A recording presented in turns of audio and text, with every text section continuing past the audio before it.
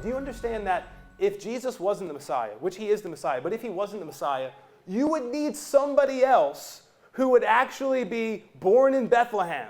You would need somebody else who would be betrayed for 30 pieces of silver. You would need somebody else who would be numbered among transgressors. Somebody else who would make his grave with the wicked, yet somehow with the rich at his death. You would need somebody else who was pierced. You would need somebody else who would die. You would need somebody else whose clothes were gambled for and whose garments were divided. You would need somebody else who, as he was dying, experienced thirst. You would need somebody else who would be resurrected from the dead after he poured out his soul to death. Do you see how unique this was that Jesus Christ fulfilled these prophecies? That's why Peter's calling attention to this. He fulfilled them. There's no prophecy concerning the suffering of the Messiah that has not been checked. Every one of them. And if you reject him as the Messiah, you have to look in the scriptures and say, somebody else has to do this. And how do we do this without a temple? Because these things had to happen before the temple was destroyed and so on. He is the one who fulfilled these things. And maybe you could appreciate it a little bit more when you start looking at that list and you start saying,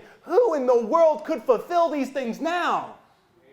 Who in the world could fulfill those things then? Apart from the Lord Jesus Christ, no one.